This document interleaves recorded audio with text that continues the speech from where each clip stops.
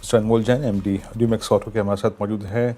एक बार नंबर्स को देखते हैं। रेवेन्यू करीब करीब 1026 करोड़ रुपए के वर्सेस 756 करोड़ रुपए। वाई बेसिस पे करीब करीब 36% का जंप था।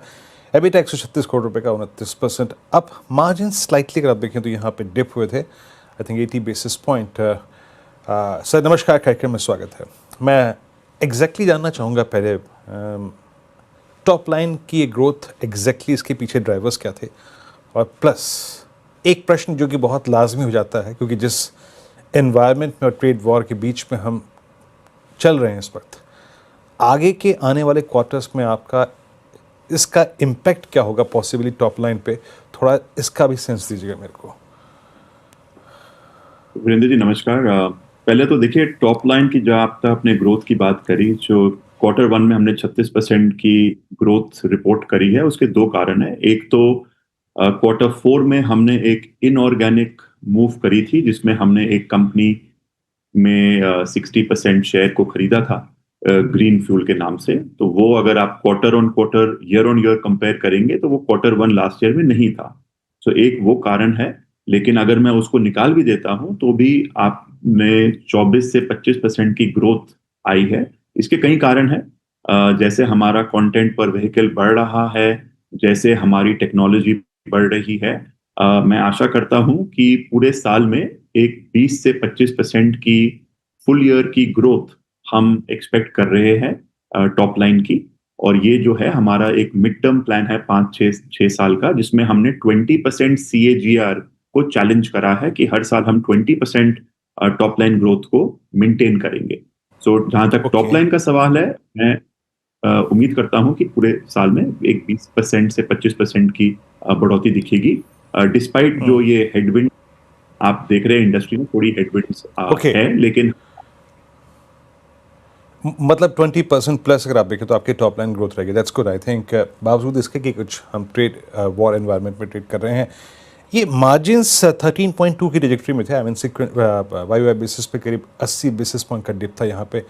मार्जिन्स की ट्रेजेक्टरी इस टॉप लाइन ग्रोथ के जो प्रोजेक्शन दे रहे हैं आप, उस पर क्या होगी, थोड़ा सा इस पर अपनी राय रखेंगे?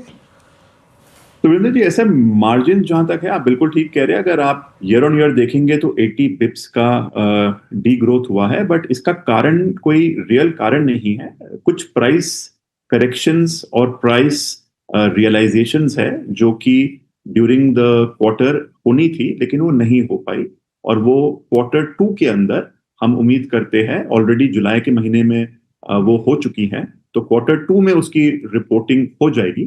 तो आई डोंट थिंक कोई कारण है कि क्वार्टर वन में वो एक्चुअली प्रॉफिट डिप हुआ है। अगर आप उसको फिर कंपेयर करेंगे तो ऑलमोस्ट लगभग उसी मार्जिन में रहेगा जो लास्ट ईयर था। मेरा जो मानना है कि पूरे साल का फोरकास्ट अभी भी 14 से 15% इबिट्टा मार्जिन का है कंसोलिडेटेड बेसिस पर, जो कि लास्ट ईयर भी वो अराउंड 14% के आसपास था।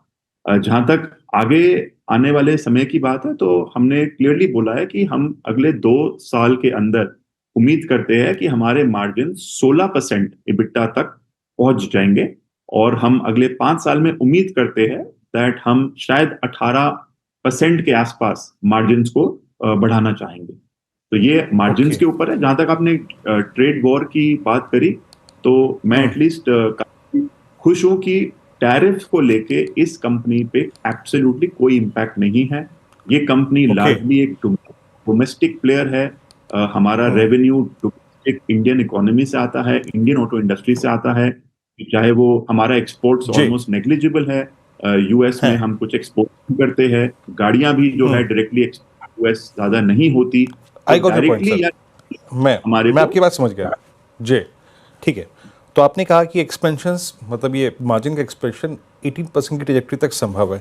अच्छा ये बताइए कि ये ग्रोथ जिसका आप दावा कर रहे हैं 20% की टॉप लाइन का, एग्जैक्टली आएगी कहाँ से?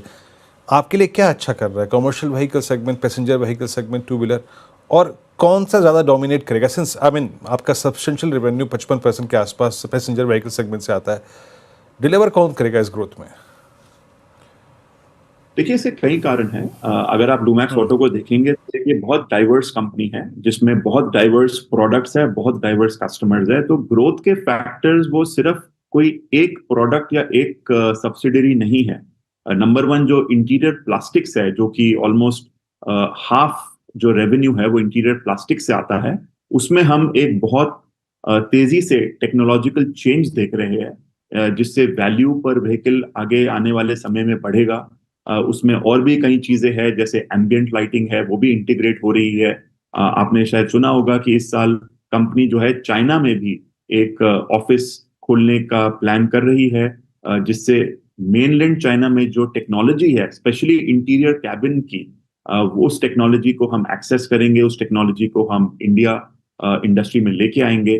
तो प्लास्टिक्स और इंटीरियर्स का जो स्पेस है, इससे एक बहुत अच्छी ग्रोथ आएगी। दूसरा जो फ्यूचर ऑफ मोबिलिटी है, जिसमें इलेक्ट्रॉनिफिकेशन है, सेंसराइजेशन है, और हमारा जो मेकाट्रॉनिक्स का वर्टिकल है, वो सारे जॉइंट वेंचर, सारे प्रोडक्ट्स उनके उसी मेकाट्रॉनिक्स वर्टिकल के हित में है।